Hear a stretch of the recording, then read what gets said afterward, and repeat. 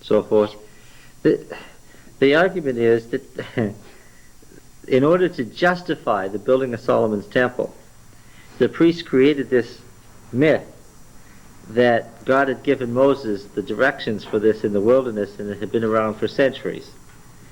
So really they just made up this description and included it for obvious reasons. The second one is interesting. The description of the sanctuaries, we have it in Exodus, you could never build a sanctuary from. Maybe you figured that out. There are inconsistencies. Some of them are simple, like the altar of incense, which wanders around in this account.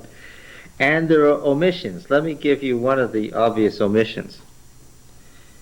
There's something about bars and buttresses in the chapter we read, but it's not at all clear what it was, and there's no top to the sanctuary. As it stands now, these tons of curtains would have collapsed that little golden frame in a minute. There's no tent there. It was a domed tent. There's got to be something more than what's described, or those little golden frames would have cracked and gone inward in an instant with those tons of curtains on top of them. All right? There's some other things that are obvious. The altar of incense, the altar of burnt offering could never have functioned as an altar of burnt offering. It's just a little acacia wood box with bronze over it. And what was it to be used for? Burning animals up entirely. Do you know what you have to do to get an animal to burn up entirely? What would happen to the bronze and the acacia wood? It'd burn the altar up with the... So there's got to be something more than that. That in and of itself wouldn't do it. There's got to be more to it than that. All right, another argument is that transporting this thing would have been nearly impossible.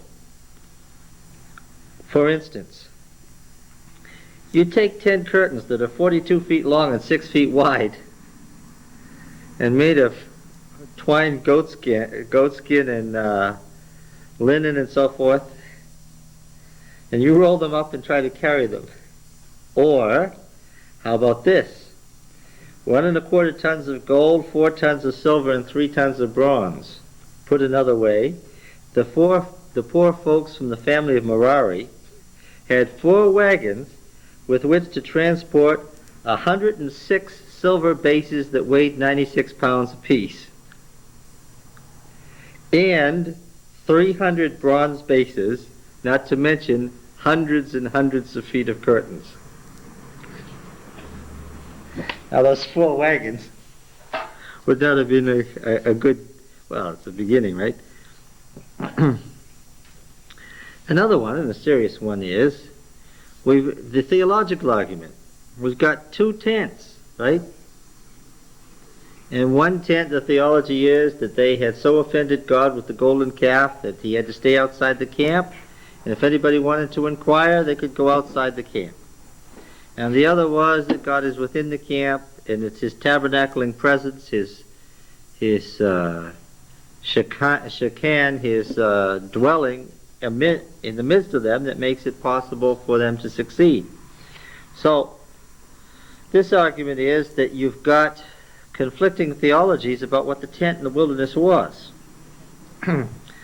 Another interesting one is that the sanctuary is missing from the book of Judges. There's not one mention of it in the entire book of Judges. Another one that's an argument based on presumption about people was that escaped slaves would have neither the wealth nor the ability to build and maintain such a structure. And the last one is an argument that has presuppositions attached, that there's a lot of late theology, late, highly developed theology in the description here. Well, let's take them one by one and then let's go on to some others. Tell me what you think. The tabernacle is Solomon's temple projected backwards. Its courts, its rooms, its furniture, its numbers, its ratios are all the same. How would you deal with that one? I don't prove anything. You can go either direction with it, can't you? I mean, if you build something grand, like what was, that's done all the time. Only you make it bigger. So the fact that the proportions are the same and that the design is the same doesn't tell you anything about which was the original. No, I don't think it does, especially since you know you've got David's tent in Jerusalem that preceded it. Right? And David's tent is apparently the tabernacle. Now, if David's tent, Wellhausen didn't argue that David's tent didn't exist. Now, if David's tent was the tabernacle, or an equivalent of the tabernacle, of which there were several, then you're stuck right away with the idea that Solomon's temple was a development of the tent and not the other way. Then the question would come, where did they get the idea of a tent? Well, of course, El's tent, the old Canaanite theology, but where does that come from? Well, it was written down in the 25th century BC. Ugarit was destroyed in the 19th century BC. So, how old is the idea of a tent of meeting? Well, at the time of the Exodus in the 15th century, it had been written down 1,000 years earlier. See, the folks in Ugarit built a temple to Baal exactly the size and shape of the temple described in the Baal epic. One of the things that occurs to me is I wonder if they had a tent at Ugarit that was like El's tent. Presumably we'll never know why. It wouldn't have survived. Yeah.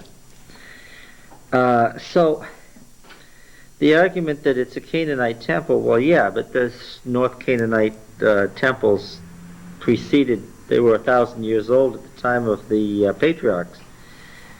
So that doesn't tell you much of anything. It just tells you that the idea of a tent shrine is really, really old at the time of the Exodus.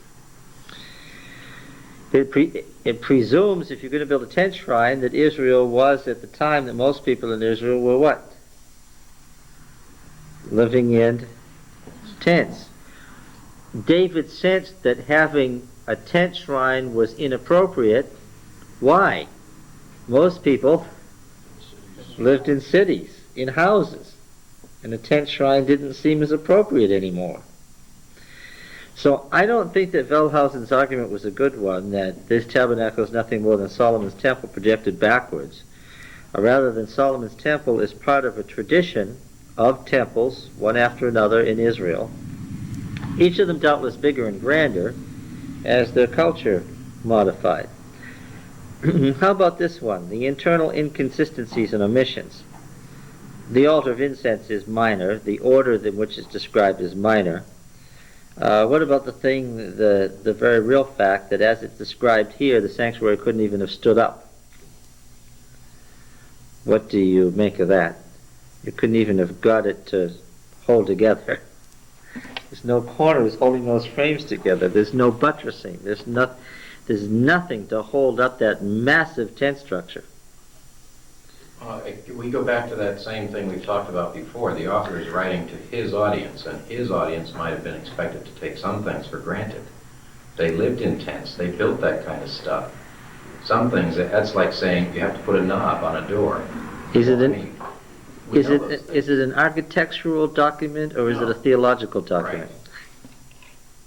Right. I think the problem is that the priestly writing in Exodus draws attention to those details that had theological significance, and probably there wasn't much theological significance to the ridgepoles. What held the tent up, as you say, was probably a bigger form of what held their tents up. And I guess we'll presume, in any way, the pictures that we see of it, of just a long square box with a little central ridgepole, that isn't what's described. And in fact, if it was a dome tent, that's what it's called in Numbers, then it was round. And there was some sort of central thing there that came out. I have to assume that the two... You see, what's interesting is it tells you about the linen that were 42 feet long and 6 feet wide. They were all tied together. It doesn't tell you a thing about the shape of the ram skin, the two outer skins. That was the actual tent part. And that I don't think rested on this frame at all. Okay? It's not described because it had no theological significance. The significance was that God tabernacled with them. What it actually looked like and how you would construct it, we don't know. We have to use our imagination and do the best we can with it. It isn't like our authors just picture it anyway. I don't think that's the case. I think if we went to Libya and looked at Gaddafi's tent, Big tents, we'd figure out how to do it. That's exactly probably what that tent looked like, where they build the outer tent and then inside they make all kinds of rooms and so forth with hangings as partitions. That's usual through the Middle East. You'll see it in Jordan. The king of Jordan has a tent. Yeah. He has to. He's still a Bedouin. Bedouin, yeah. In order to rule the Bedouins. So I think we could draw them a whole lot better than we do, and they would make more sense. Yeah. That's probably just the problem of Western artists who don't live in tents, trying to draw a tent shrine, right? Yeah. Yeah, okay. We know the little circus tents and the camping tents. Yeah, that's right. And so we draw it like a pup tent, which isn't what it was. Okay. Now the next one is an interesting one. It is true that 106 silver bases, each weighing 96 pounds, and 300 bronze bases, and hundreds and hundreds and hundreds of feet of hanging, and about 10 tons worth of precious metals does not sound like a fun job to me. Is that the same as saying that it couldn't be transported?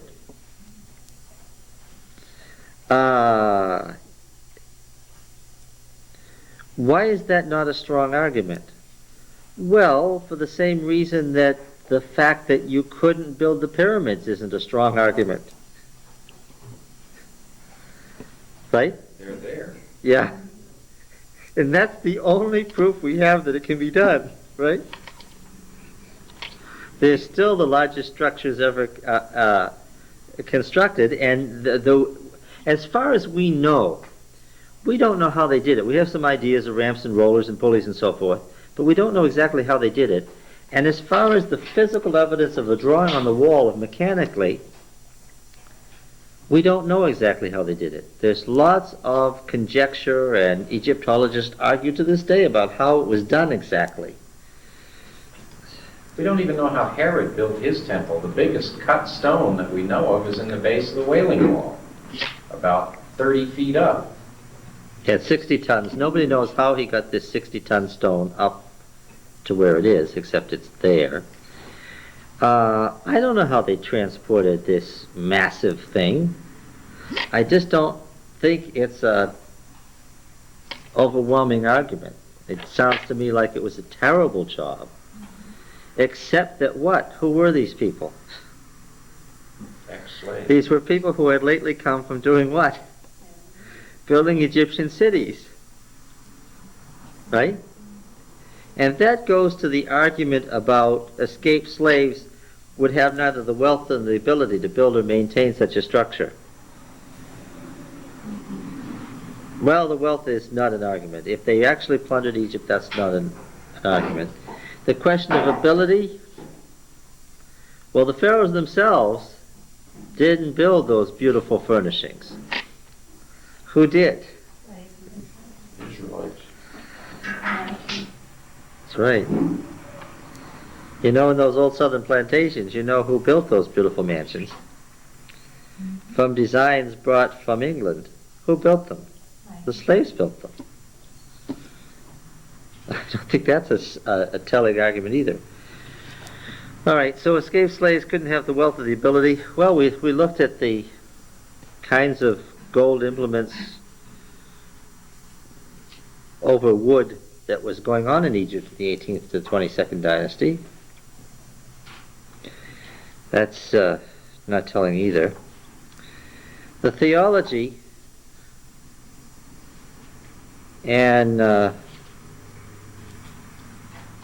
the method of use and everything of the tabernacle disagrees with Moses' tent of meeting. What about that one?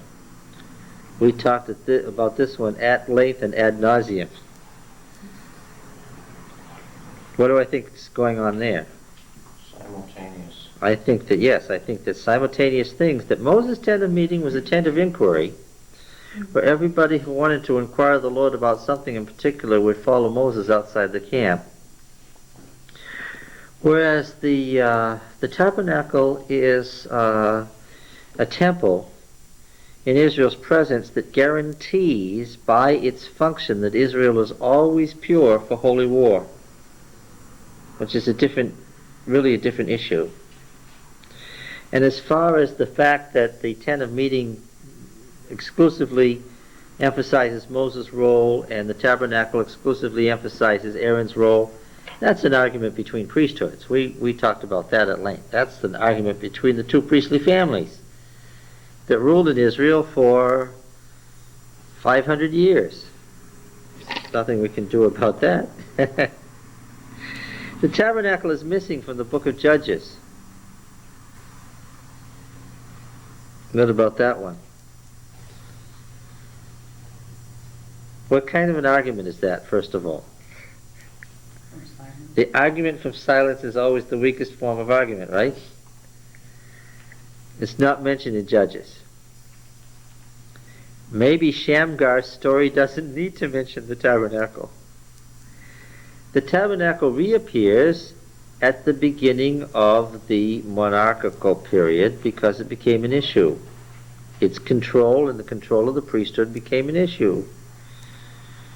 The destruction at Shiloh, the loss of the ark, the murder of the priests at Nob by Saul because they had helped David by giving him the showbread and giving him Goliath's sword that was kept under the ephod.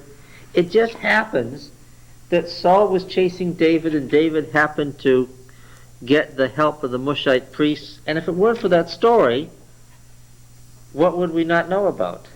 We would not know where the tent shrine had next been set up after the destruction of Shiloh. Because of David's running away from Saul, we happened to hear about it. By accident. You following what I'm saying? That's not a good argument. All right.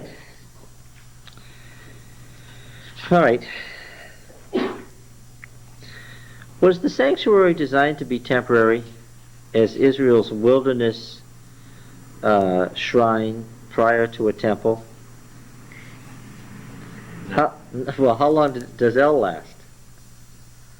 Forever. And how long does El's tent shrine last? Forever. In these passages, did any of you read Exodus 35 to 40? What does it say in there? In a number of places. That this is to be set up as a perpetual priesthood and a perpetual ministry forever. That's what it says. This was it. This was the permanent temple. This was the real final thing. This was not a way station on the way to a temple. This was it. That's rather important. If the priests had created this thing as a fiction, as a forerunner to Solomon's temple, how could they have created the story? They could have said, build this until I show you the place where I want my temple to dwell when you come into the land. Now I'm writing the Bible here. When you come into the land that I give you, right? Would it not have been logical if this whole thing was created to convince the people that Solomon's temple was legitimate? Would it not have been logical not to present this sanctuary as eternal? Because in fact, presenting this sanctuary as eternal has what effect on Solomon's temple? Makes it seem more legitimate or less legitimate? Less. Yeah. It's very much the case that this is presented as the finished product. This is it.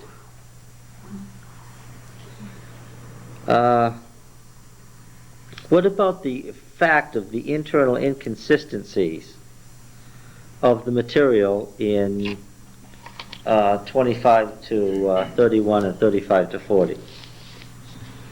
What do you think about that? Internal inconsistencies.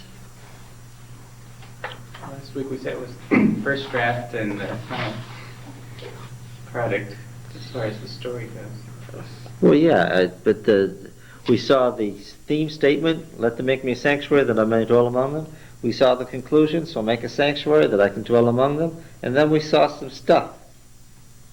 The census tax, the altar of incense. What was all that stuff? It was the appendix.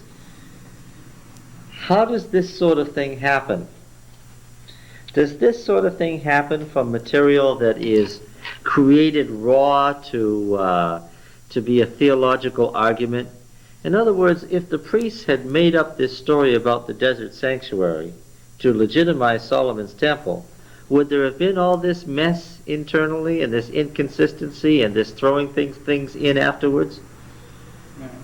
What does it suggest that the altar of incense fell out of place and had to be put back into the appendix? What does that tell you about the probable age of the material? The older the material, the more likely what? Especially with what they were writing on. Yeah. You can still see those scrolls in Samaria. The Samaritans still maintain, they have a set of scrolls there that's over 2,500 years old. Mm-hmm. The Samaritan Pentateuch, which is Yeah.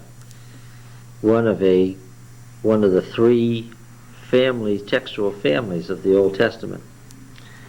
It's all ragged. It's like it comes apart, they put it back together again. It comes apart and put it back together again. Well, coming apart and putting it back together, it wouldn't be surprising if you lost the edges. Yes, especially if this is circulated as an original document. Yeah. Isn't that what happened to the end of one of the Gospels?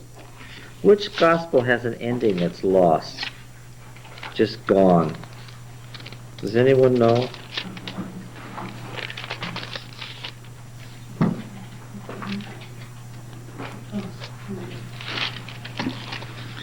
Is it Mark or Luke? I don't think it's Matthew. Is it Mark?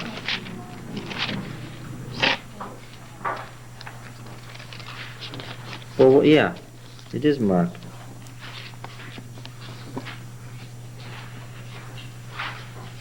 How many verses does your Bible have in the last chapter of Mark?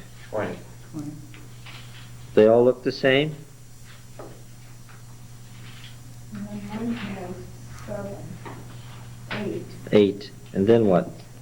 and then we have on to 20. Yeah. Other texts and versions add as 16:9 to 20 the following passage, and then it gives other ancient authorities add after verse 8 the following. Because there's different endings to the book of Mark. What happened? The ending in one of the originals obviously got lost. And in some cases, in some of the existing manuscripts, they appended the end of the book of Matthew to it to get an ending, because they recognized that stopping at verse 8, you're in the middle of a story and nothing happens. Yes. So the material comes from antiquity. That's why it's so heavily edited and why it has so much internal inconsistency. There are some things about this that show the age, too. The two different descriptions of the sanctuary, and we're going to look at that today, tell us all by themselves that the material is old. What about this transportation issue as far as its significance in the text? The fact that they mentioned the wagons for Merari. The fact that that was one of the gifts to the Merarites was wagons is very interesting. Why? Israel didn't just walk in the desert. What else was it doing besides walking?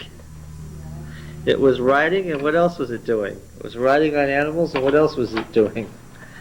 It was rolling. Well, folks weren't rolling much in Canaan. Why? All you have to do is look at Israel today. What's it like? It's like New England. It's up one hill and down the other. But the wilderness of Paran, the wilderness of Sin, flat, semi-arid, not the Sahara, not total desert where there's not a bit of humidity, but semi-arid like the desert southwest. And you think of the American settlers rolling along in their wagon trains, and what? And you think of Israel. Now this is important. What society was flat enough to make wheels a big deal? Egypt. They got the wheel first from the Hyksos with their chariotry, and once they had been slaughtered by the Hyksos chariotry, they adopted the war chariot and made it a big deal. So if they had lately come from the Nile Delta, they were on to something culturally. And what was that? You travel on wheels. That's a good sign. I'm glad that the book of Numbers tells us that they had carts to carry the sanctuary around. At least that family that had to deal with all the silver and gold parts. What is that? That's not an idealization. That's a recognition that what? That moving this thing around required, at least in part, the use of wagons. The war chariots of the Hyksos, going back to these pictures, the 5 per haunch of typical artistry as the title names, with these flimsy, lightweight, two-wheeled war chariots. Yes. That's not what they built. No. Those They that built big, husky, four-wheeled things. see They that could carry whole squads of men in them. they found a chariot in Tutankhamun's tomb in 1922. Now it's a ritual thing that nobody ever rode It's in. a processional chariot. Yeah, and it was just for the king to hold on to when he was dragged along for about half a mile. No, you're right. These chariots they didn't exactly bear down on you with great speed. Why? Yeah, we would call them wagons. Yeah, so transportation was an issue. There was a concern for transportation in the text. It is true that there are some late editorial comments in here. The earlier the material, the more likely there is to be updating. Why? Because the text got old and the language changed, or the meaning of the words changed, so what was necessary?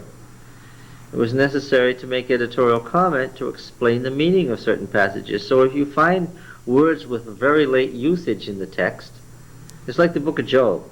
The book of Job has the most ancient language, this southeastern Arabic. It's almost incomprehensible, and it also has more Greek words than any of the other Old Testament books. Why? Because it's the oldest and most incomprehensible of the Old Testament books. Therefore what? Therefore it has the most updating and the most recent stuff in the Old Testament. Some of it from the 3rd century. You got Persian words, and you got Greek words. Yeah. Well, that tells you something. This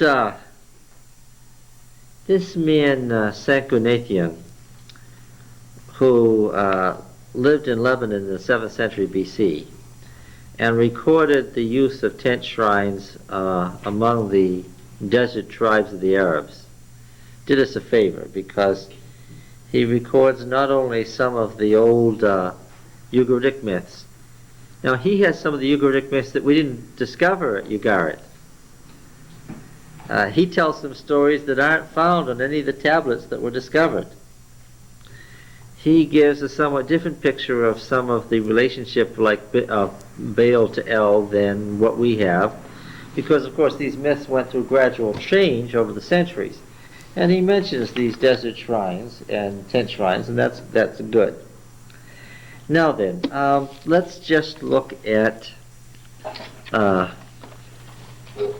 these last chapters, because it's very interesting what's going on here. 35:1. If anybody actually did read, as I did, the original description of the sanctuary and then the second description, you will notice the distinctions immediately. Can somebody tell me what some of the distinctions are?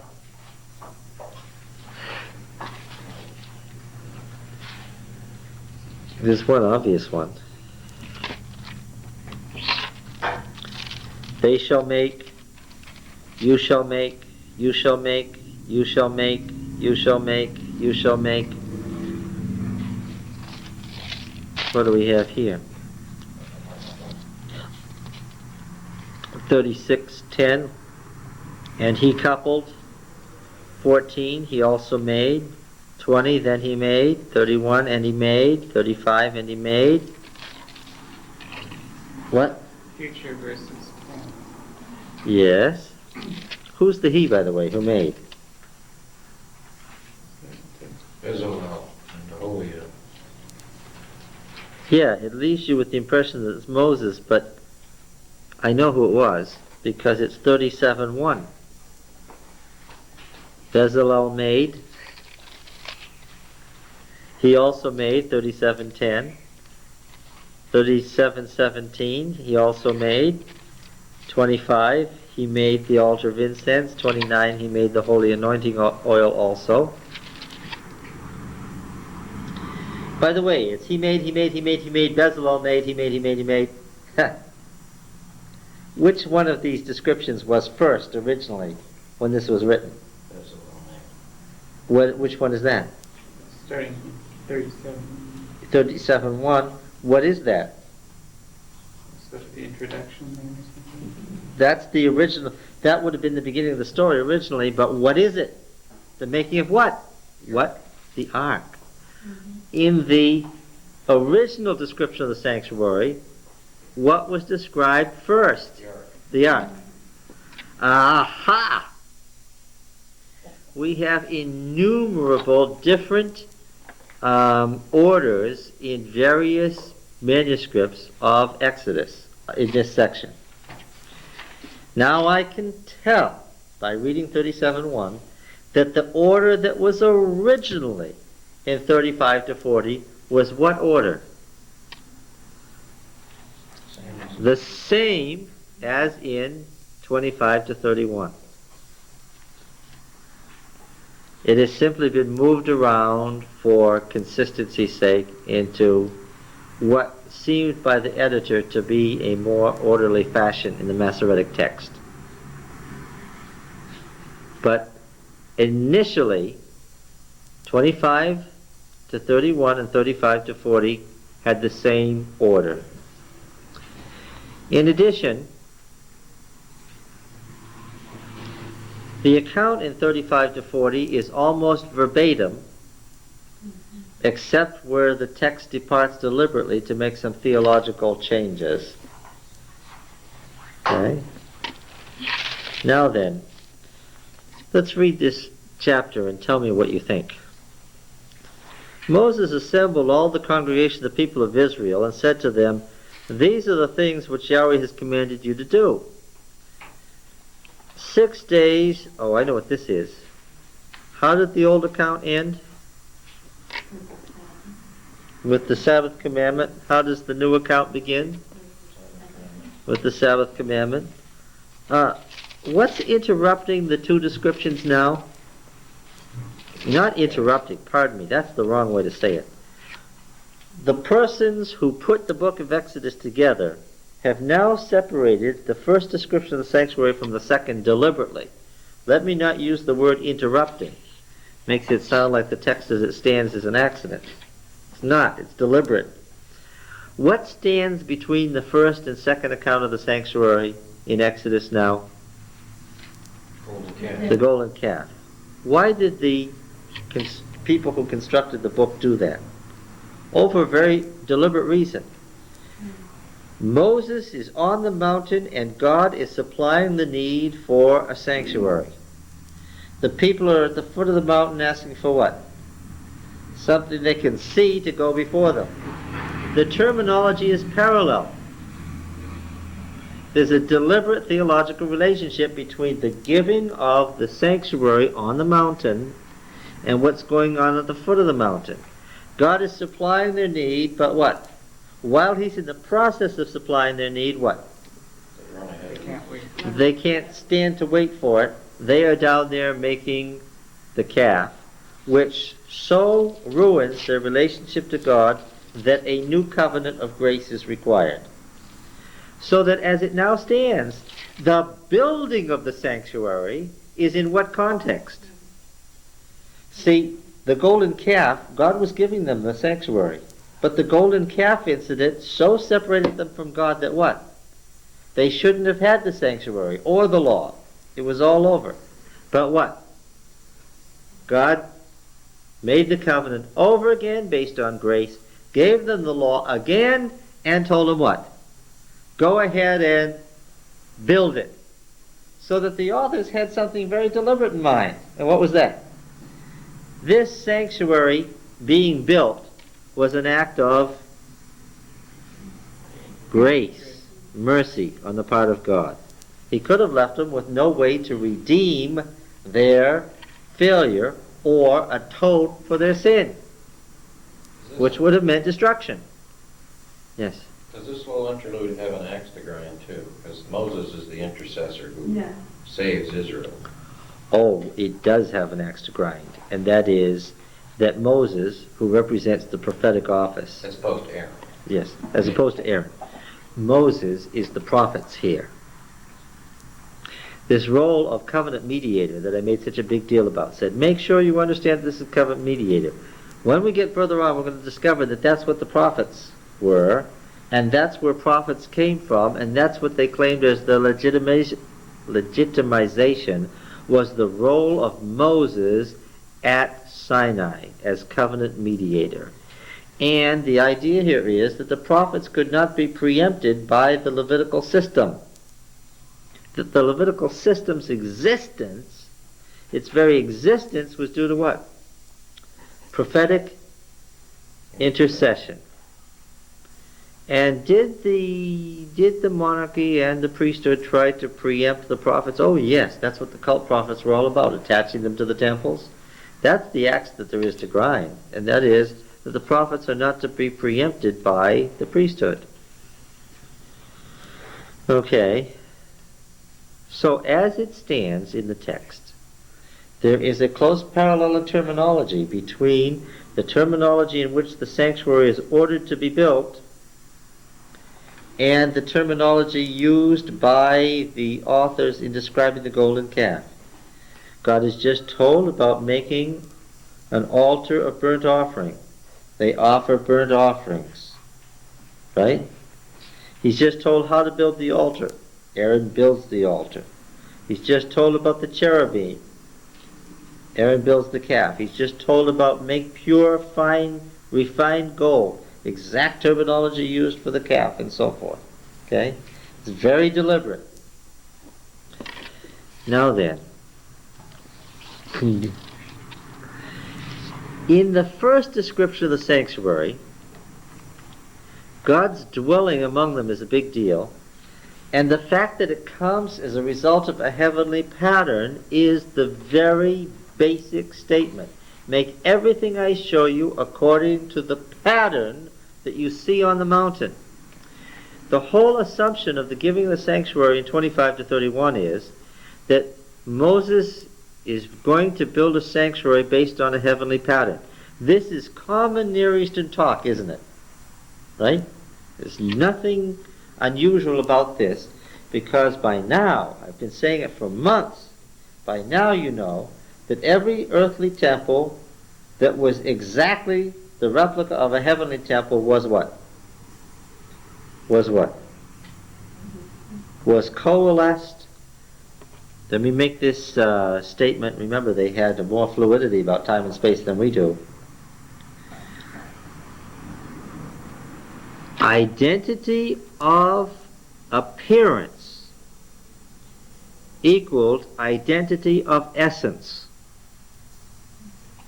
Very important. Identity of appearance equaled identity of essence. What does that mean? It means if you make a sanctuary on earth that looks like the one in heaven, what is it? It is the one in heaven. Identity of appearance equals identity of essence. Not that it symbolized the one in heaven. Right? One of the first things you come to when you come to these chapters in Exodus is, and this isn't just Adventist, this has been for centuries. You read about the sanctuary, you always ask, what does it mean? That word gets changed when you get to these passages in Exodus. People don't ask, what does it mean? They ask, what? What does it symbolize? People in the 2nd century and 3rd century were asking, what does it symbolize? The rabbis were arguing about what does it symbolize. Why? Because they've been infected by Greek thinking. I'm saying infected. Right? After the 6th and 5th centuries BC, after the Greek philosophers talked about reality and shadow, after there was a real up there and a shadow down here, you got the idea of a symbol. I can tell you that they didn't think it symbolized anything. Why? Not once in all these chapters is there ever a hint in one little sentence that any one of these things what? Symbolizes something. If this was all one symbol after another, don't you think they could have mentioned it at least once? Like in the book of Revelation or Daniel, when things are symbolic, it says in some places this represents this. Oh yes, the Revelation frequently says, now the water that you saw is this, or that's that, right? These horns are this. That big horn was the first king, right? It's telling you all the way along, we're dealing in symbols here. It's very frequent, but there's not a hint of symbols here. If you want to say what did it symbolize, it symbolized the heavenly temple. Except that that wouldn't be a correct statement. Right? This is where Adventists run amok. This is why Adventists argue with each other about this, the meaning of these chapters. It doesn't symbolize the heavenly temple. What? Yeah, as soon as they put it together, once they clicked that last piece of framework together that we don't know what it looked like, what did they have? They had the heavenly temple. So that's why the glory that rested on the mountain came on the tabernacle. In other words, these passages, especially these verses we're about to read, tell us that what happened at Sinai, God's self-revelation at Sinai, where he explained in a clearer fashion than ever before in history what he was now ongoing in the sanctuary. Because the cosmic mountain is transferred to the sanctuary. It is the ongoing revelation. This is where the cosmic mountain is now. Okay? It's interesting, isn't it? Nobody in ancient times asked what did it symbolize. Nobody in Bible times asked what did it symbolize. Why? If there was a big question about what did it symbolize in Bible's times, what would there be? There'd be some explanation, and there's not one word of explanation. Okay? Now then, the pattern shown on the mount. The pattern shown on the mount. The whole idea is that there was a heavenly pattern. Now, I know that didn't come, that's not any confusion with Moses' tent. I know that the tent that Moses pitched outside the camp wasn't the result of any pattern shown on the mount. Why? What kind of a tent was it? He took it outside the camp. He carried it out there, and what? Set it up He himself. pitched it himself, and he left Joshua there to sit by it. So what kind of a tent was it? It wasn't anything that El would dwell in. What was it? It's a tent of retreat, probably, for Moses, as well as other things. Yes. It was Moses' tent. It was a tent he took outside the camp. Okay. So that has nothing to do with the theme of the heavenly pattern, because the heavenly pattern deal is something that's very, very explicit. Okay? So that clearly precedes this. This isn't something that could work for priests trying to push Solomon's temple back into the wilderness period. Why? Because right away somebody would point out what? So, if you were trying to idealize Solomon's temple, this wouldn't work. Why? Somebody would say, but Solomon's temple is twice as big. Right? If you're trying to make something that's identical to El's tent, you can't double it in size, and you can't have it in size. This is something that doesn't originate with Solomon's temple, and it doesn't originate with Moses' tent either. It represents a stage in between. Right? It represents a stage in between. Now, when 35 to 40 was written, they knew that that was a problem.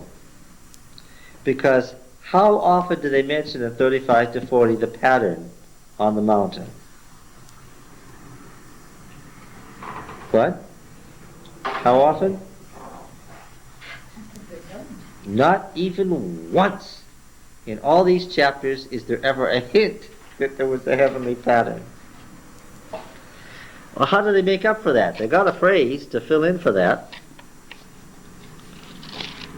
Like he was told to do it. Yes, he did it exactly as he was told to do it. 39:1. And of the blue and purple and scarlet stuff they made finely wrought garments for ministering in the holy place, and they made holy garments for Aaron as Yahweh had commanded Moses. 39:5 says, as Yahweh had commanded Moses. Verse 7 says, as Yahweh had commanded Moses. Right? And verse 21 says, as Yahweh commanded Moses, and so does verse 26. And again verse 29, and again verse 31. 32 says, thus all the work of the tabernacle and the tent of meeting was finished, and the people of Israel had done according to all that Yahweh had commanded Moses, so they had done. That should have been enough, but verse 42 says, according to all that Yahweh had commanded Moses, so the people of Israel had done all the work. 43, and Moses saw all the work, and behold, they had done it as Yahweh had commanded. So they had done it, and Moses blessed them. 40, verse 16, thus did Moses according to all that Yahweh commanded him, so he did. In verse 19, as Yahweh commanded Moses. In verse 21, as Yahweh commanded Moses. And again in verse 23. And again in verse 25. And again in verse 27. And again in verse 29. And verse 31. With which Moses and Aaron and his sons washed their hands and their feet when they went into the tent of meeting, and when they approached the altar they washed as Yahweh had commanded Moses. Okay? They switched it a little bit. They haven't given us a heavenly pattern or original. They've just said that God told him verbally certain things, and what? And they carried them out to the letter. Again, all of which legitimizes the sanctuary in the wilderness, but doesn't legitimate Solomon's temple because of its obvious differences. The most obvious difference between the sanctuary and Solomon's temple was what? One's a tent, the other's a building twice as big. Right? One's a tent and the other's a temple, and those had two different theologies, as we know. Alright, so one of the problems was the heavenly pattern. You see, if the heavenly pattern that God dwelt in was a tent, then what? Then you'd have to say, how much right did they have to be building a temple? If identity of appearance is identity of essence, and if God gave Moses a pattern, and Moses followed the pattern exactly, then the only appropriate shrine would be what? One that followed that pattern exactly, and as soon as you built a temple, what would you be doing? You'd be departing from the pattern. You've got a different situation when you simply say, God told them to build it exactly so, and they built it exactly so. Right? It says the same thing without involving yourself in the theological problem of what happens when we build a temple. Now then, there's some other things. All the way through the first part, we had mention of the meeting, the tent of meeting. It's clear that in the first description of the sanctuary, they fully intended to take over the terminology of Moses' tent. Moses' tent was the tent of meeting. Does anyone remember here? This is a question for scholars here. Does anybody remember who was doing the meeting? Who was meeting originally at the tent of meeting? Where does the phrase come from? It's the heavenly court, so it was all the It was gods. it was the gods who were doing the meeting. They've changed that a little in the tent of meeting that was Moses' tent. Who's doing the meeting? God and Moses. Well, it's true that Moses' face shines. And anyone who wanted to inquire of the Lord would go out and there'd be meeting. That's not exactly the same kind of meeting. Now, when they absorbed the terminology of the tent of meeting for the sanctuary, who's meeting now? God and Israel as a corporate entity. So they keep using the phrase tent of meeting, but it keeps meaning something different. All right. It is interesting to note that the verb meeting and the phrase tent of meeting is conspicuously absent where? In the second description. They don't want to place any emphasis on the meeting. In the first description, they were taking over the terminology of Moses' tent, which had been taken over from the tent of El. But now it's missing completely. Okay? We don't want that. Instead, we have an emphasis on the properness of the building of the sanctuary. All right? It's not that elsewhere the sanctuary isn't said to be the tent of meeting. It is. And in fact, later on in Numbers, the phrase is used dramatically. Numbers 7, verse 89. Numbers 7, verse 89. Here, in this passage in Numbers, the author intends to totally absorb Moses' tent. Numbers 7, verse 89. When Moses went into the tent of meeting to speak with Yahweh, he heard the voice speaking to him from above the mercy seat that was on the ark of the testimony, from between the two cherubim, and it spoke to him. Now Moses is talking to the Lord, all right, but where? In the tent of meeting, which is now what? It's Moses and the Lord meeting, all right, but where is it now? It's in the tabernacle. This is totally assumed Moses' old tent. Further on in Numbers, Moses' tent is still the tent of meeting. Okay, but in this section of 35 to 40, there's no meeting. Now we've already seen that the order is corrected, and it's verbatim except where it's corrected. Let's read this now. Moses assembled all the congregation of the people of Israel, said to them, "These are the things which Yahweh has commanded you to do. 6 days shall work be done, but on the 7th day you shall have a holy Sabbath of solemn rest to Yahweh. Whoever does any work shall be put to death. You shall kindle no fire in all your habitations on the Sabbath day." That's new. Nowhere has it been mentioned yet that you can't kindle a fire on the Sabbath. Moses said to all the congregation of the people of Israel, "This is the thing which Yahweh has commanded. Take from among you an offering to Yahweh. Whoever is of a generous heart, let him bring Yahweh's offering: gold, silver, and bronze, blue and purple and scarlet stuff, and fine twined linen, goat's hair, tanned ram skins and goat skins, acacia wood, oil for the light, spices for the anointing oil, for fragrant incense, and onyx stones and stones for setting for the ephod and the breastpiece.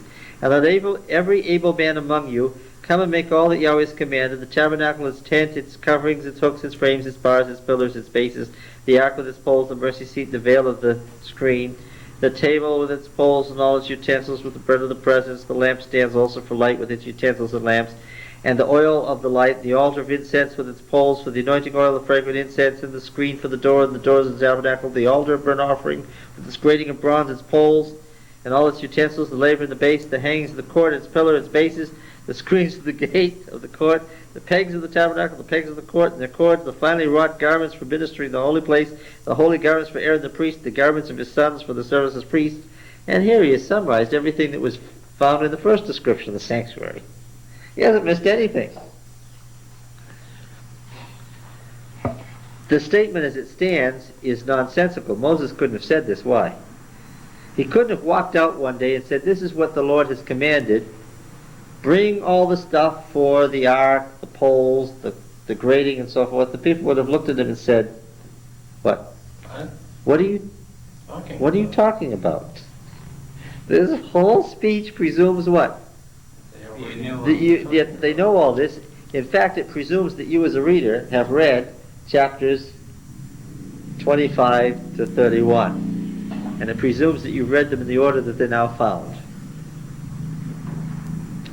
Verse 20, then all the congregation of the people of Israel departed from the presence of Moses, and they came, everyone whose heart stirred him, and everyone whose spirit moved him, and brought Yahweh's offering to be used for the tent of meeting, for all its service, for the holy garments. So they came, both men and women.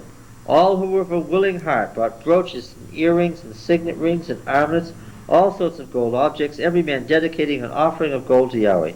And every man with whom was found blue or purple or scarlet stuff or fine twine, fine linen and goat's hair or tanned ram skins or goat skins brought them. Every one who could make an offering of silver or bronze brought it to Yahweh as Yahweh's offering. Every man with whom was found acacia wood of any use in the work brought it. And all the women who had ability spun with their hands and brought what they had spun in blue and purple and scarlet stuff and fine twined linen. And here I want to make a point. In Exodus 35 to 40, the sanctuary is conceived quite differently than it was in 25 to 31. Moses' tent that he pitched outside the camp was whose business? Whose business was that? That was Moses' business. That was between him and God in his unique office as covenant mediator. Here read in parentheses prophet. In 25 to 31, whose business was the sanctuary that was to be built after the pattern shown in the mountain? God. No. Remember what you read. God told Moses, come up here. I want to tell you something. He was gone for 6 weeks. And what do you want to tell him? About the building of the sanctuary. And he told him all about it. And when he was finished, he said, choose Bezalel and Aholiab, right? Get them to build it because I put my spirit on them. They know how to do it. Go down now and do it. But then he said, nope, you can't do it right now. The people have corrupted themselves. Get yourself down to straighten out the mess. Okay? In that context, the sanctuary was whose business? It was God's and Moses's and Bezalel's and Aholiab's. It's the only people that are mentioned in connection with the sanctuary. Here, whose business is it? Well, it's quite a different thing here. All the people. Or a lot of the wives started or able. How many people got involved? Everybody who could. Everybody who could. So that the sanctuary becomes what? A community effort. Now, as this raises the community's association of the sanctuary, what does it do to Moses' unique office? Waters it down. It brings it down. Yes. Here, the sanctuary is everybody's business. All right, so Verse 26, all the women whose hearts were moved with ability spun the goat's hair, and the leaders brought onyx stones and stones to be set for the ephod. Remember what did it say before? It said to Moses, you get onyx stones. What is it here? The people are bringing them. For the breastpiece, the spices, for oil, for the light and the anointing oil, the fragrant incense, all the men and women, the people of Israel, whose heart moved them to bring anything for the work which Yahweh commanded by Moses to be done, brought it as a freewill offering to Yahweh. Moses said to the people of Israel, see, Yahweh has called by name Bezalel the son of Uri, son of Hur, of the tribe of Judah, and he's filled him with the Spirit of God, ability, intelligence, so forth. We've seen this before. This is word for word what we saw before, but it's in a different setting. Verse 1, 36:1, Bezalel and Aholiab, and every able man in whom Yahweh has poured ability and intelligence to know how to do any work in construction of the sanctuary shall work in accordance with all that Yahweh has commanded. Moses called Bezalel and Aholiab, and every able man in whose mind Yahweh had put ability, everyone whose heart stirred him up to come to do the work, and receive from Moses all the freewill offerings which the people of Israel had brought for doing the work of the sanctuary.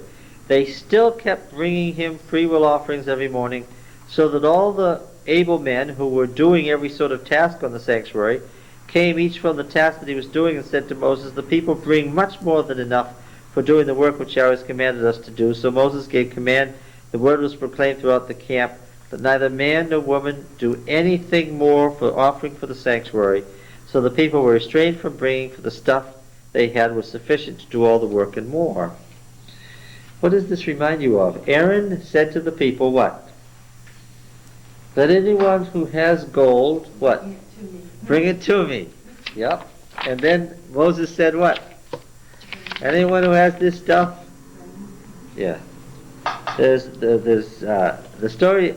Remember, the story is not the fact of the story, it's the way that it's told that carries the theology, right? All right.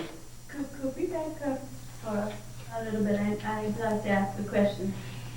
To me, it seems like this building of the sanctuary and the tent of meeting off. Remember when Moses was trying to judge the people, and he was so weary all the days, and his father-in-law came to him Yes. and said, appoint judges. Chapter 18. Yeah. And this seems to me to be a progression of that idea of judging the people, of building a place, and then of course the sanctuary becomes a place of judgment, of redemption and whatnot, and salvation, as well as to teach the people. Do you understand what I'm asking? You see, the picture of Moses is not consistent, is it? Do you understand? Either he did everything by himself or what? Or what? Well, He had help. he wasn't supposed to do everything by himself. No. I mean, even the description back in 25 and onward, you shall make, you shall make, you shall make, all the way through here. I don't interpret that as God intending for Moses to do it. This is a generalized command through Moses, because if you go over here to 35 verse 29, move them to bring anything for the work which the Lord had commanded by Moses to be done. He's obviously the conduit, but not the workman. If You wouldn't expect the boss to do the work. No. There isn't that assumption in 25 to 31, but there is the assumption that Moses is solely responsible for doing it. Making sure that it gets done. Yeah. In 35 to 40, it's a group effort, very much a group effort.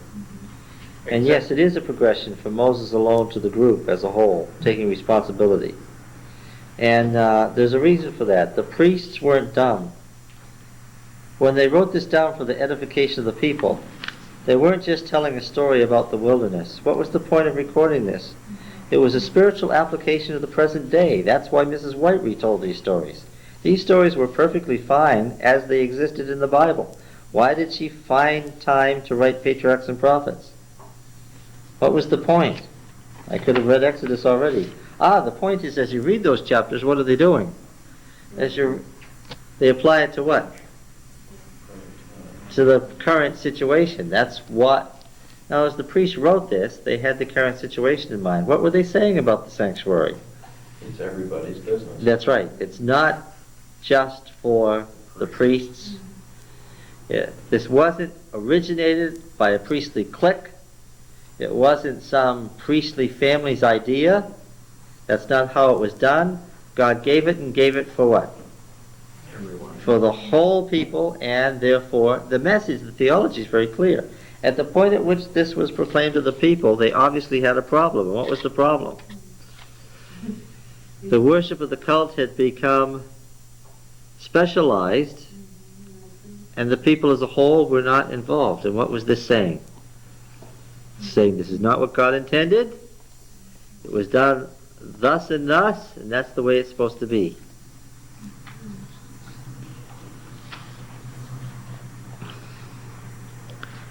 All right, now then, again,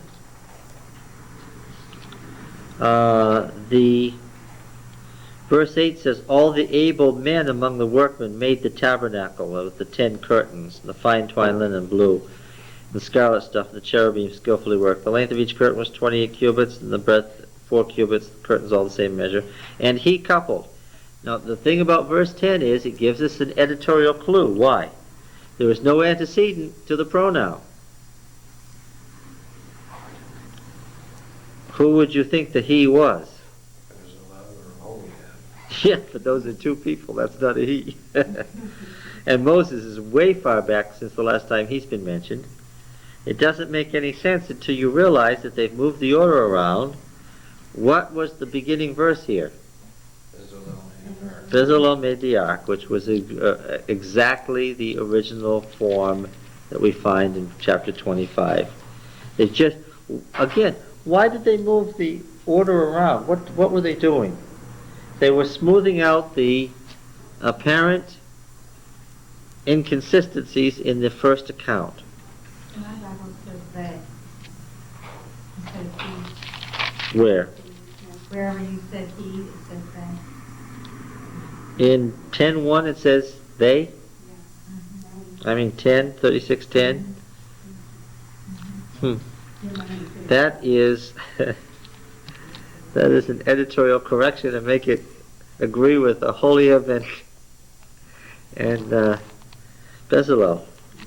And their crew, because obviously Bezalel and Aholiab would do all this work. That's right. It does say all the able men, verse 8.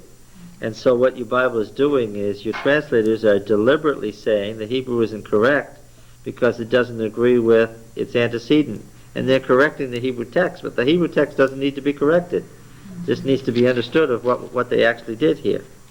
Can I ask a question? Yeah. Here, that just brings something to mind. Did the ancients, silly question, I think, maybe. Did the ancients do what we're seeing right here? I mean, in this room we have KGB, Revised Standard, New International, Harper's, I don't know what yours is. New International. New International. I mean, is that's not something that the ancients did. They didn't write versions and translations of They had the way to- we do. Yes, they did. There were. Now, see, we don't know what happened before 586 BC because the world that then was destroyed. We can only deduce what happened after the Babylonian destruction. That's as far back as our written documents take us. The destruction of the temple was the destruction of the records. But we know what happened afterwards, and we know what happened was that there were 3 textual families that were very internally consistent. One was the Greek textual family and its Hebrew antecedents, because for a long time it was thought that the Greek translators were just nutty. That when they wanted to, they changed things to make it agree with their thinking. But now, because of the Dead Sea Scrolls, we know that isn't true at all. That the Greek textual family was a group of manuscripts that the reason they read that way was what? That's what the Hebrew said, and they were trying to translate it faithfully into Greek. Now, where does the Greek family, in general, where was it found? You can take a guess. It's fairly obvious where it would have been found. Where were the Jews speaking Greek? Egypt? in Egypt. And Asia Minor? Perhaps. There was some constant contact between the Asia Minor Greek Jews and the Egyptian Greek Jews. The reason that it's really, first of all, the largest concentration of Jews was in Alexandria, and secondly, the largest library in the world was in Alexandria. And so there's a whole series of both Hebrew and Greek manuscripts that read a certain way. And then there's another whole series of manuscripts that read quite differently in a much fuller text called the Palestinian family, represented by, among other famous documents, the Samaritan Pentateuch. For a while it was thought that the Samaritan Pentateuch was some sort of nutty translation that reflected Samaritan theology. Now again, because of the Dead Sea Scrolls, we know that that isn't so, that there was a whole textual family that read that way. Not just in the Pentateuch, but because that's all the Samaritans kept was the Pentateuch, but the other books too. And then there was a third textual family that nobody knows where it came from. It wasn't used by the Jews in Jesus' day. It had a totally different flavor than the other two textual families. It was frowned upon when it first appeared in Palestine. And that's the Masoretic text, and that's our Old Testament.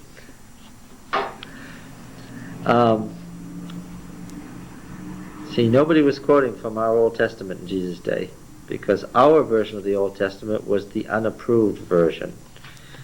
Jews began to first use it around 50 A.D. The Living Bible of the day. Yes, it was. Scholars have theorized that it probably came from Babylon. It was probably the Babylonian and Persian Jews' Old Testament. And it probably made its way to Palestine in 50 A.D. as a result of some trouble that developed between the Roman Empire and the Persian Empire.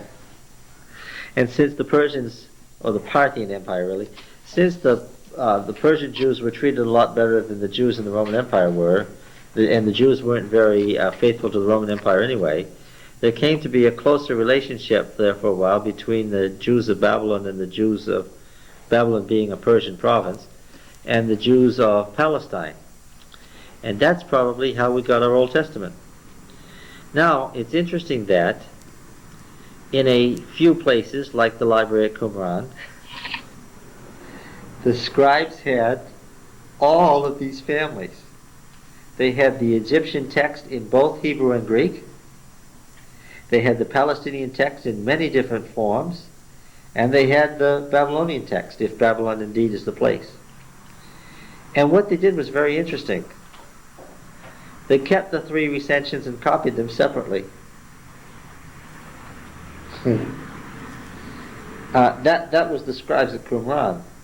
The populace at large, the popular copyists, when they'd get two texts from two different families, what would they do? They'd run them together.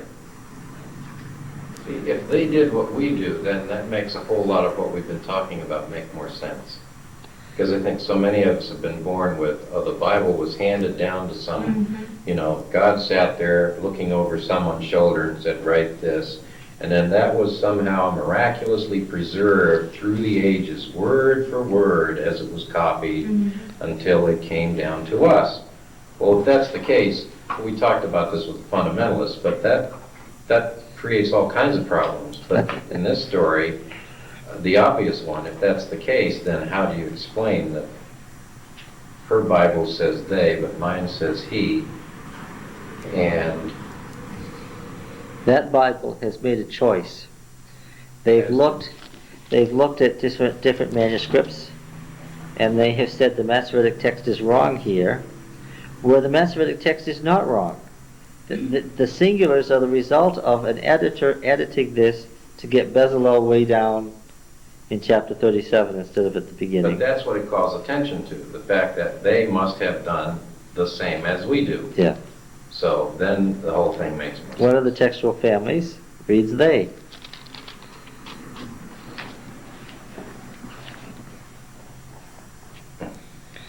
These three textual families, Nothing new under the sun. these three textual families didn't even exist.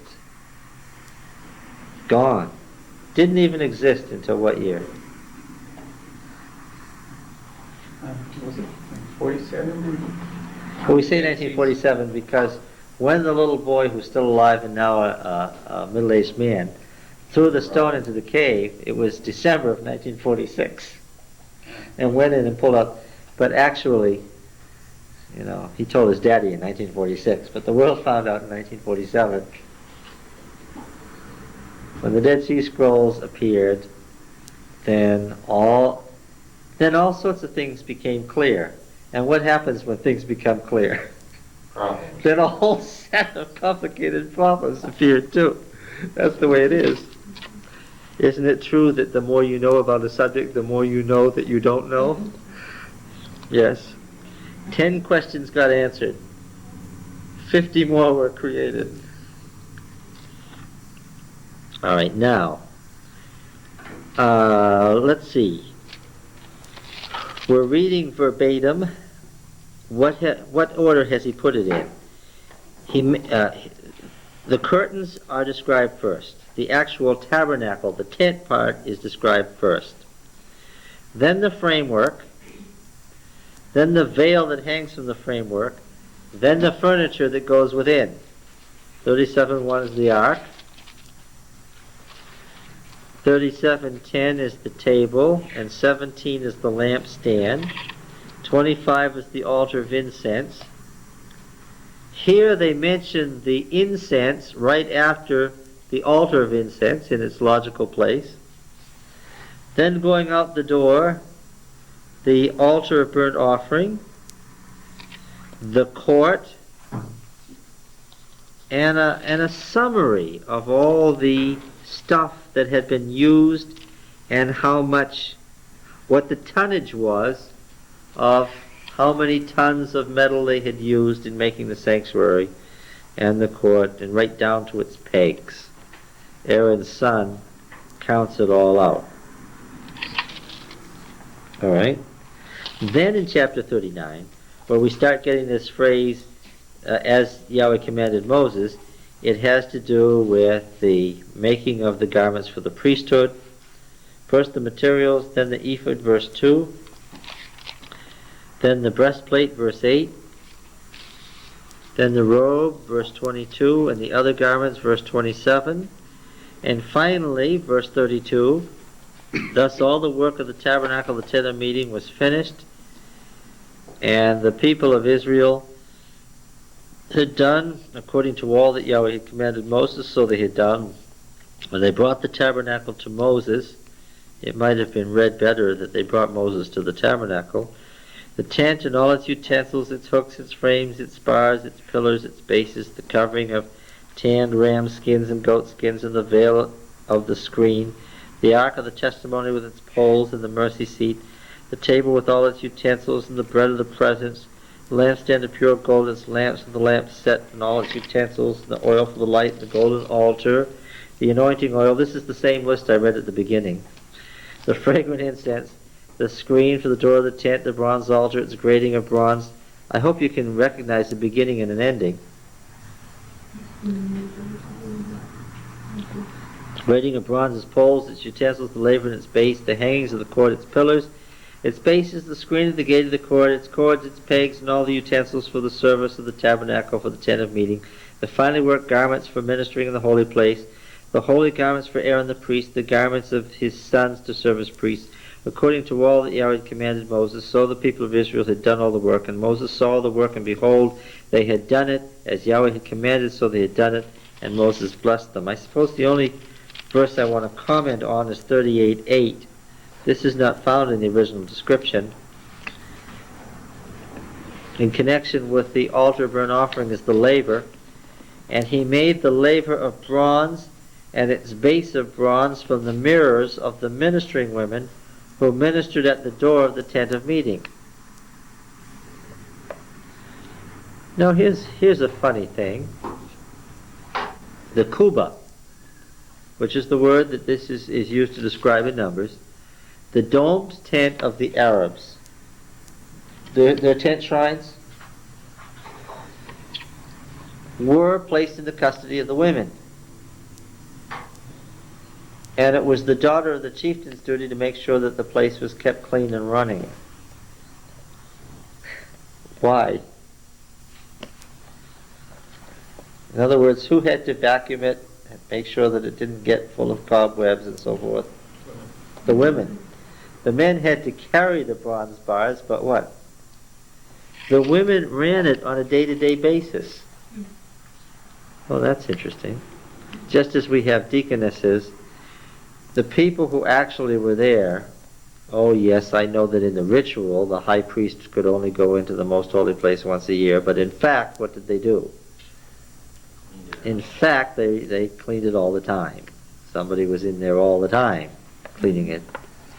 There was a maid service. And who were these women? The wives of the women of the of the priests and the rest of the Levitical families. Yahweh said to Moses, on the first day of the first month you shall erect the tabernacle of the tent of meeting. So this is on the anniversary of their departure from Egypt. So that makes the New Year's festival originally what? Spring or fall? We're going to talk a lot more about this in Leviticus. Spring or fall? Spring. You shall put in it the ark of the testimony and the screen of the ark with the veil, and bring the table and set its arrangements in order. Bring in the lampstand and set up its lamps, and put the golden altar for incense before the ark of the testimony, and set up the screen for the door of the tabernacle. You shall set the altar burnt offering before the door of the tabernacle of the tent of meeting, and put water in it. Did I read that right? Place the laver and put water in it. Set up the court round about, and hang up the screen for the gate of the court. Then take the anointing oil and anoint the tabernacle, all that's in it, and consecrate it and all its furniture. It shall become holy. You shall also anoint the altar burnt offering and all its utensils, and consecrate the altar. The altar shall be most holy. You shall anoint the laver and its base, and consecrate it, and bring Aaron and his sons. Now there's a long, long description of the ordination of the priests in Leviticus. This is just a summary. Bring Aaron and his sons to the door of the tent of meeting, and wash them with water, and put upon Aaron his holy garments, and anoint him, consecrate him, that he may serve me as priest. Shall bring his sons also, and put coats on them, and anoint them, as you anointed their father, that they may serve me as priests, and their anointing shall admit them to a perpetual priesthood throughout their generations. Thus did Moses, according to all that Yahweh commanded him, so he did. In the first month of the second year, this ordination, the setting up the sanctuary, follows the same pattern. God told him, then he did it exactly right. The tabernacle was erected. Moses erected the tabernacle. He laid its bases, set up its frames, and put in its poles, and raised up its pillars. He spread the tent over the tabernacle, put the covering over the tent, as Yahweh had commanded Moses. I don't agree with the commentator who said that the picture here is of Moses doing it alone. I don't think that's what it means. Moses was the boss. He was supervising the putting together of the sanctuary, which was a ritual, by the way, in and of itself. The founding of a sanctuary was a ritual that kings carried out. Yes? This brings to mind like when the president lays the wreath at the tomb of the unknown soldier. Yes. You know how he puts his hand on while the two soldiers carry it over and set it down. Yeah. I mean, is this Moses maybe doing exactly the same thing? He's got his hand on the corner of the table Yeah. while, you know, two priests carry it in or something like that. That's Oh, the yeah. picture I get. Oh yeah, he wasn't the idea. Moses did it, but Well, first of all, I'm thinking about these curtains that are 42 feet long and 6 feet wide, and there's 10 of them, and they're all buttoned together. Nobody did that by themselves. Yes. Verse 20, and he took the testimony and he put it in the ark, put the poles in the ark, and set the mercy seat above the ark, the covering. Where did we get mercy seat from? Thank you, Martin Luther. And he brought the ark into the tabernacle, set it up, the veil of the screen, and screened the ark of the testimony as Yahweh commanded Moses. And he put the table in the tent of meeting on the north side of the tabernacle outside the veil, and set the bread in order on top of it before Yahweh. as Yahweh commanded Moses. And he put the lampstand in the tent of meeting opposite the table on the south side. He set the lamps before Yahweh as Yahweh commanded. And he put the golden altar in the tent of meeting before the veil and the burnt fragrant incense on it as Yahweh commanded. And he put in place the screen for the door of the tabernacle. He set the altar burnt offering at the door of the tabernacle and the tent of meeting, and offered on burnt offering and cereal offering as Yahweh commanded. He set the laver between the tent of meeting and the altar, and put water in it for washing, with which Moses and Aaron and his sons washed their hands and their feet when they went into the tent of meeting. Moses has become what? In this description of the sanctuary, Moses is not the prophets, an order apart from and above the sanctuary. Moses is a priest of the sanctuary.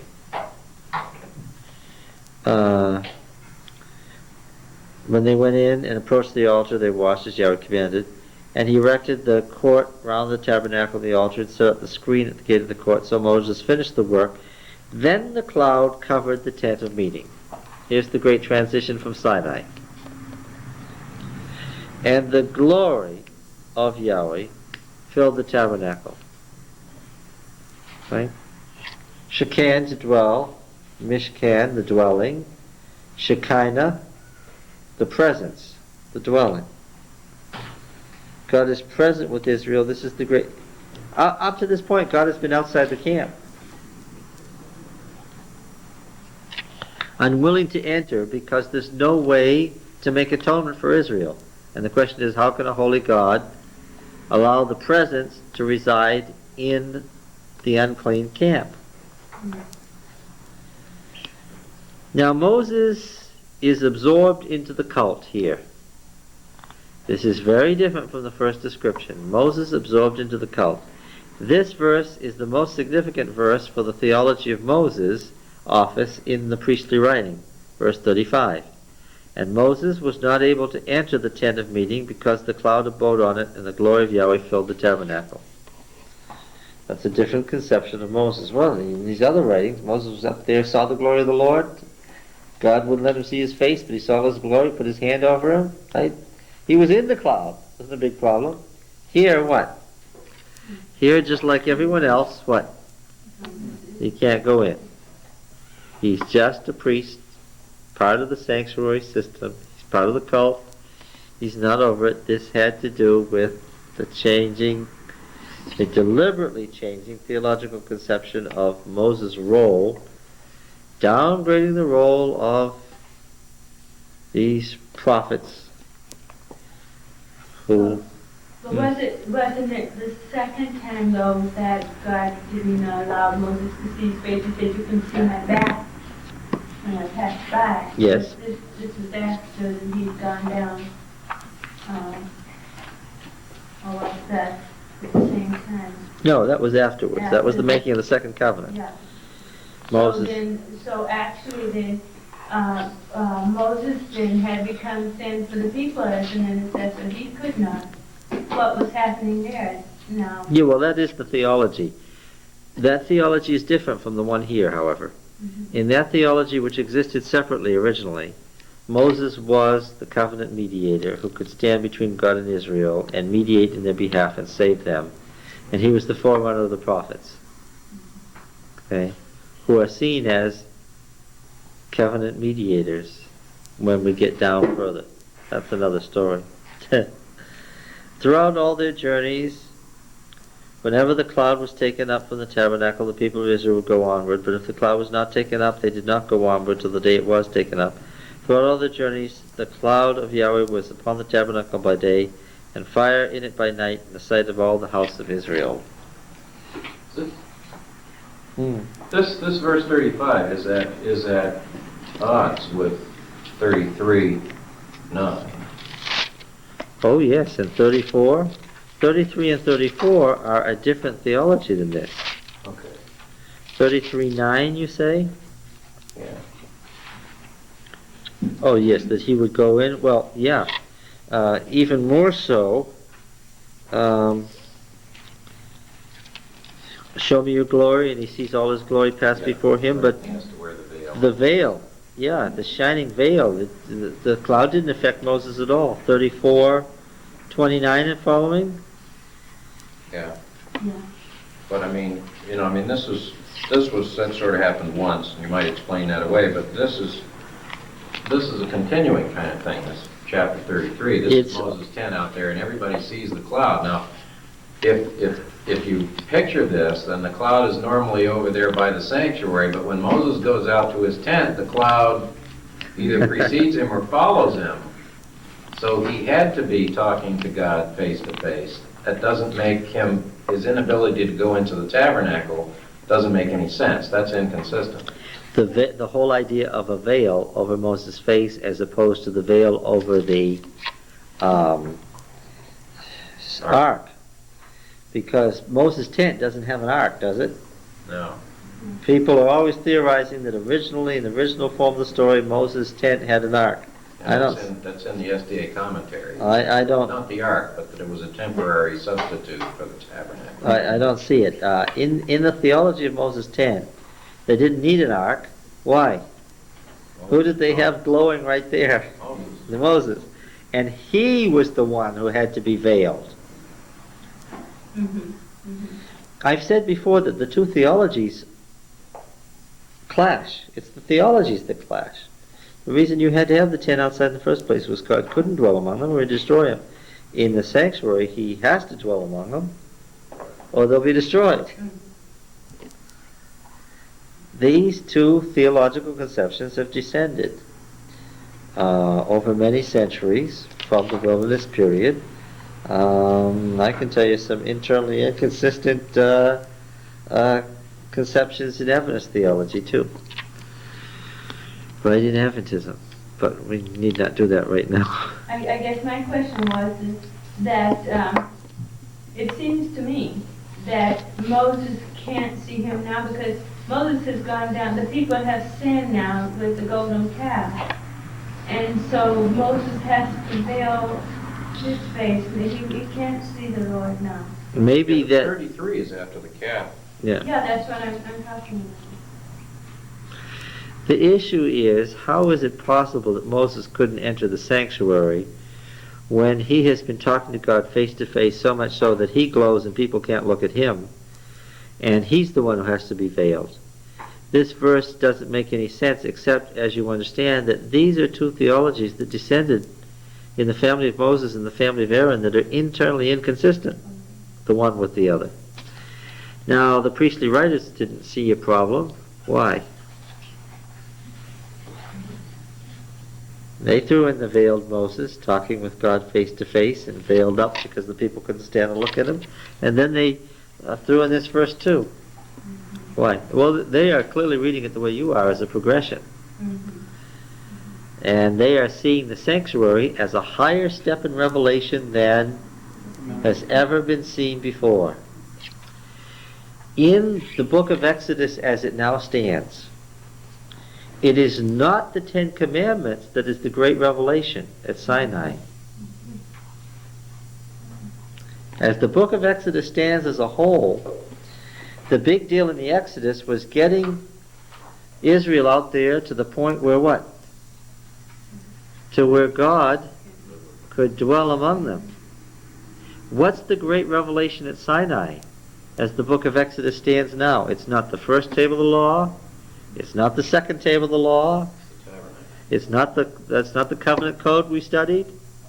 All of that is preliminary to what? The tabernacle is the big deal.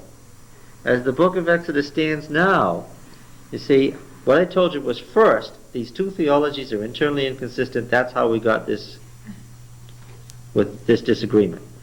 But the people who put the book of Exodus together didn't see it as a disagreement. They saw the tabernacle as what?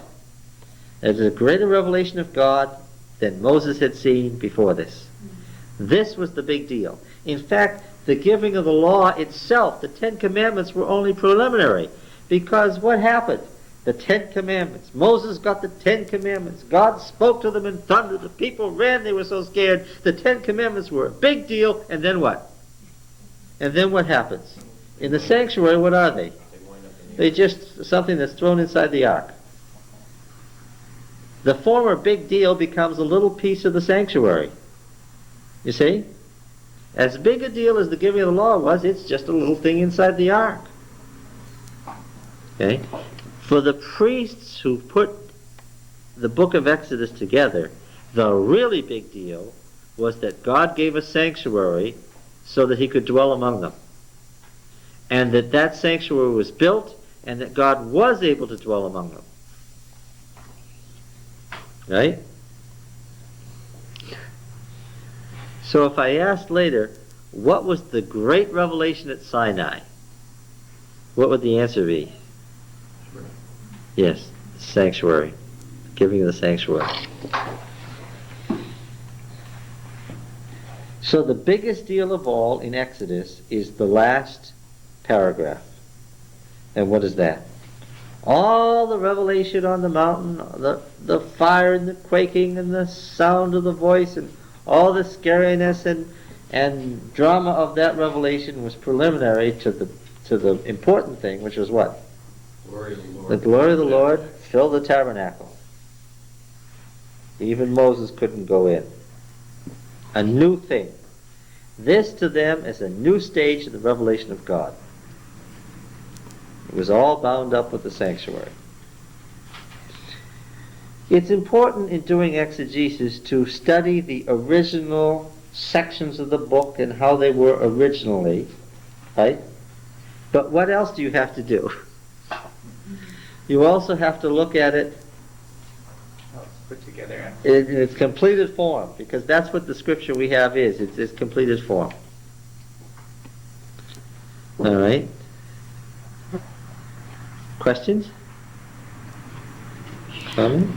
As far as Moses not being able to be, in the glory later, I just sort of picture God as, it's sort of like what God's purpose is at any given instant. Sometimes it's his purpose that Moses be in with him, but at other times it's his purpose that that Moses not be able to be.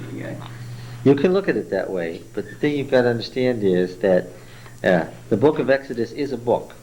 It's made up of all different sorts of things, but it is a book. Genesis is a book, right? It is internally consistent, I can see. It's from the creation of the world to what? Creation of Israel. To the creation of Israel. It has a theme that, with all the different stuff that's in Genesis and all the strange different kinds of things that's in it, nevertheless it hangs together as a book and it follows a progression from beginning to end. And when you get to the end, you know you've reached the end. You know you reached the point that the book was about. That the big revelation of God was the creation of Israel. That's what Genesis says. Okay? In the same way, Exodus is a book. And where do they start out? They start out in ruins because of their own idolatry. They start out enslaved because of their own idolatry. And where do they end up? They end up capable of having God dwell among them without being destroyed. It's a progression. And it's clearly a progression. And this is the highest revelation that has ever been given to man so far when you reach this point. It's greater than the revelation on Sinai that Moses had before that. And when you read the two that we've read over those months, it makes more sense in the Jewish religion and how they've held on to whatever they've had over the thousands of years. It makes more sense because you look at it, and a lot of people say, well, how do these people have the right to tell the world? Why do we follow them rather than some Eastern religion or whatever? And it's either very fantastic or it's very, it all happened and it's all fantastic, really. Buddhism is old, Taoism is old, that's true. Christianity is old, Islam is old, but what? Nevertheless, as far as a continuing religion, what do you have to say? The world's oldest religion is still in existence. It's the religion of the Old Testament. It has preceded all these others, which while they're old, they're not as old. It's the original religion that has survived. All the other religions of the ancient world, what happened? They all died out. for one reason or another. And this is the sole one that survived. And as you say, it's either a remarkable natural event or what? It's a supernatural event. I mean, when you go through it and you see how it begins, you see the progression, you see the sense that it makes, you can't help but hold on to something and believe that there has to be some development there that was led by. Yes, and I think that same way when I think about the Bible itself. It's one thing to say, sometime around 1405 BC, Moses sat down and he wasn't busy that day, and he wasn't busy for the next 3 months, and he sat down and he wrote the first 5 books of the Bible. And then the folks just copied him from then to now. And except for the Middle Ages, everything was fine. And that would make the Bible interesting in a certain way, I suppose. But when you look at it closely and you figure out how it actually came to be, then what? Then it's much more remarkable. Yes, to me it's a much more fantastic story when you look at what's really in there and how it developed. And in fact, when you say, there were 16 or 17 writers represented in the Bible, what do we really have? Many more. Dozens, hundreds maybe. Oh yes, maybe hundreds, perhaps even thousands of people contributing various writings. Already in the first 2 books, we've seen the work of hundreds of people over centuries to get these first 2 books to be what they are. And yet they are internally, when we look at all this, they have a message about God that's very clear and very consistent. When you look at all these little inconsistencies, nevertheless, there is nothing like this conception of the moral God that comes from anywhere in the ancient world. There is absolutely nothing. You can read the Canaanite texts until you go blind, and you still have no concept of morality, and that's the most amazing thing. El rapes his sister. He gets so drunk that he falls down and almost drowns in his own vomit, and that's the high God. That's the high God, the highest conception of deity. And you can go on and on and on, and you can look in vain for any explanation of how the ancient Hebrews could have developed a concept of God like this, because it just wasn't there. Even, you can see how they were affected by different people, and they got different things from different people. Yes. And they themselves were of different races mixed together, so it's quite... And under the normal circumstances, what should they have developed? They should have developed another Canaanite nature religion. Right? That's what the normal developmental thing should have produced. And instead, what we find is the concept of a moral God who is constantly preventing them from developing another Canaanite nature religion. Really revealing himself to them. Yeah. Constantly, to keep them back on track from generation to generation. Well, so how long did it take to produce the book of Exodus then? Well, we have some of these covenant laws that begin from the wilderness period, right? We saw that some of the laws of the law code came in from the desert with them. And about what period do you think the priests were concerned about getting the people back to understanding God's revelation in the sanctuary? Anybody have any idea when this might have been a concern? Would it have been a period of moral decline or a period of revival? Decline. Well, when you have a decline, what do you need? Need a revival. You need a revival. Returning to the old ways.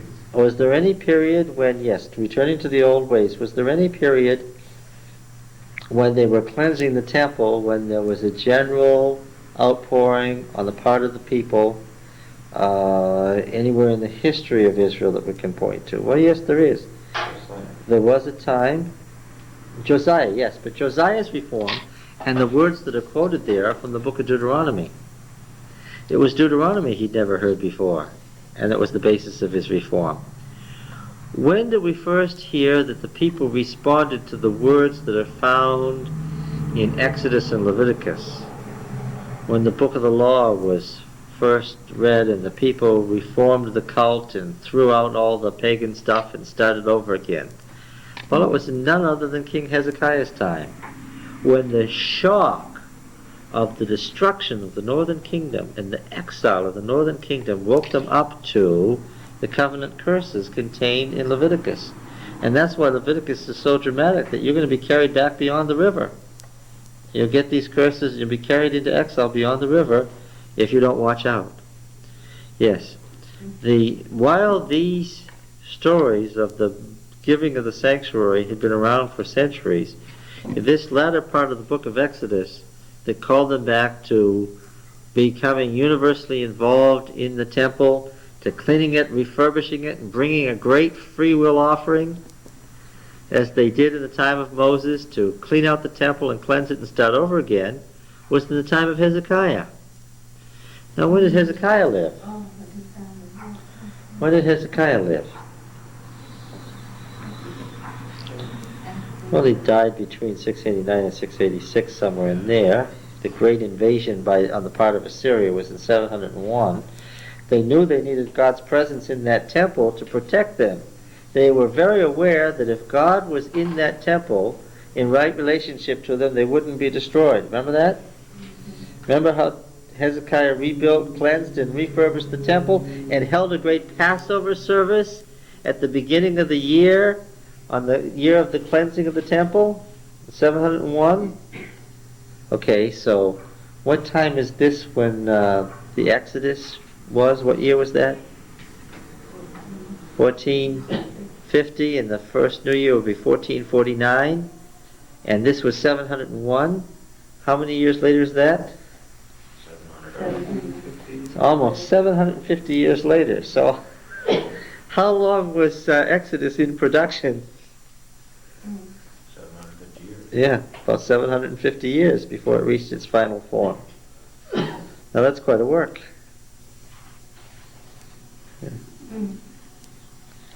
Yeah. So that's very dramatic for a book, right? Reading Yeah. the beginning of John, how no one has ever seen God, but yet it seems like in Exodus, God Himself says that He talks to Moses face to face, and then there was the supper with the elders, the covenant supper, where it says, that they saw. Yeah, but the beginning of John is based on a certain theological conception. What are the words that are used there? Let's see. No one has seen God at any time. The only begotten Son, who is in the bosom of the Father, He reveals Him. Well, but you got some imagery here, and you've got to understand the imagery and the allusions. Obviously, the divine word, the Logos, is Platonic thought. We know the original ideal communication, of which all speech is a reflection. In Him was life, and that life was the light of man, verse 4. What is the word for light there? It's the Greek. Yes, and how is the word photos used in the Septuagint, specifically to be the translation of what word only? Probably the glory. Yes, what word is that? Shekinah, yes. So, to the people who were reading the Gospel of John, which is very Greek and is outside of Palestine, who were reading the Old Testament in Greek, this word is what? Well, they would just think... This is their form of the word Shekinah. Right. Okay? The presence, the presence, the light that shone that was the presence of God was this eternal light here. And is the light in every man that came into the world, right? He came to his own home received him not. When it says in verse 14, the Word, the Logos, became flesh and dwelt among us, what word do we have there? Being for flesh. Mm-hmm. And the dwelling? Well, let's see. Well, it's actually, the dwelling is like tabernacle. Mm-hmm. The flesh is sarx. Yes. Okay. So, yes. So what kind of language do we have? It sounds like sanctuary. It's sanctuary. Oh yes, it's right. It's taken right out of Exodus and Leviticus. I think the implication is that the God that was in back then that they saw was actually Christ, whereas the God the Father is somehow separate, and that wasn't who they saw in Exodus. That is exactly the implication. He's saying that the God of Exodus is Christ. Mhm. Consistently throughout his, we saw his glory. We saw the Shekinah. Consistently in the 7 signs that Christ does, he is the God of Exodus. His incarnation is the tabernacling. His saying that he is the temple is what? There's a different theology from Hebrews. He is the tabernacle. And the destroying the temple is what? Destroying his body, which he will then rebuild. Okay, just as the ancient temple was. So in the temple, in the tabernacle, did anybody see God? The Shekinah was where? And who saw it? Yeah. Well, they would go in backwards and cover it, right? The high priest, even on the Day of Atonement, wasn't to look directly at it. The statement doesn't make any sense unless you know its context is the sanctuary service of the Old Testament. Okay? In the sanctuary service, nobody saw the Shekinah. It was hidden. You knew it was there. It was the presence. But you couldn't see it because it would destroy you. Yes. And then he says we have a greater revelation than that. Why? We saw the glory. He's not talking physical things here, he's talking theology. He's metaphysical here. He's talking Neoplatonism is what he's talking. This is Greek. This is the most philosophical of the New Testament books except for Hebrews. Both of which ironically are drawn on the sanctuary imagery. It's quite interesting that as Adventists we don't understand the philosophers and the Greek. Well, here again, we're just back to the same old question of what is biblical theology. It's finding out what. Not what it means to us, but what. What did it mean? And when we get to John, what did it mean means we have to spend some time on Neoplatonism. Okay? That'll be about 1997. Yes. I don't know about everybody else, but I just want to say thank you, and we're looking forward to the fall. Yeah. We'll start in Leviticus. When are we going to do that, by the way? I'm sorry, it's confusing to me. Well, we should let... We're going back to Friday nights, or? Yes, then we'll be back Or to what? Friday nights because the sun will be setting. Well, when does the sun set in September? It doesn't set very late, does it? No, but I was thinking mid-September or late September we could get started. We began first in October, early October. It's a long time to be here. Yeah. Well, wait till next September. 1 month vacation long enough. You want to plunge into Leviticus after a month's break? Maybe if we could get When does school start? some bibliography Last week of that we August. could start reading before that. Okay, yes, we have, Just something basic. this is the 27th, right? Yes, it's something in September now. 5 weeks from now, school will have started. Yes. That would be a good time to restart, because then you can get the students to have a chance to Well, should we wait a week or two and Yes, let that's some why I was announcements? thinking catch their breath. That's why I was thinking mid